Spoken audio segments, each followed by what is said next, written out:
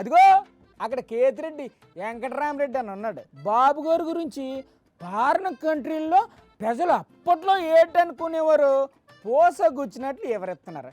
నమస్తే అన్న, చాలా రోజులు కనపడ్డావు, ఏటి విశేషాలు? నేను ఏడో చూసిన ఐఎస్బిలోనో ఎక్కడో ఇండియన్ స్కూల్ ఆఫ్ బిజినెస్ లోనో ఎక్కడో ఇంటర్వ్యూ ఇస్తూ చెప్పిన. ఏంటి మీరు కూడా చూసారా ఆ ఇంటర్వ్యూ? బిల్ క్లింటన్ కి అందరిని పిలిపించి లైసెన్స్ ఇచ్చినాను, ఇది ఎలా సాధ్యం అని బిల్ క్లింటన్ ఆశ్చర్యపోయినాడు అని చెప్పి. మీరంతా చూసినారా అది?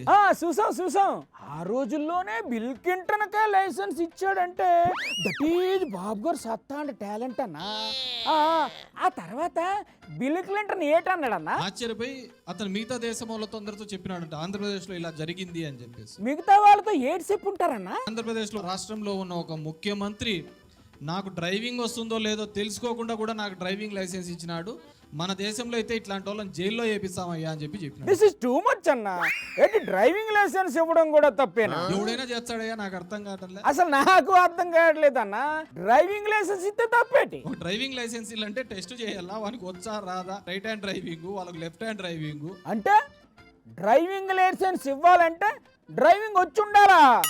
అదంతా ఆయనకేం తెలుసు అన్న, కంప్యూటర్లో కొడితే వచ్చింది తీసి ఇచ్చాడు అంతే. ఊరికే కంప్యూటర్లో కొడితే వచ్చా అని పీకి ఇచ్చాటవా? అవును, ఆ మాత్రం దానికే జైల్లో పెట్టేస్తారా? ఇట్లాంటి వాళ్ళు ఉంటే మన దేశంలో జైల్లో వేస్తారు, నిజంగా జైల్లో వేస్తారు. అలా దేశంలో అయితే జైల్లో పెడతారేమో, అదే మన దగ్గర అయితే సీఎం కుర్చీలో కూర్చోబెడతారు. అది వాళ్ళకి మనకి ఉన్న తేడా, డిఫరెన్స్ బిట్వీన్.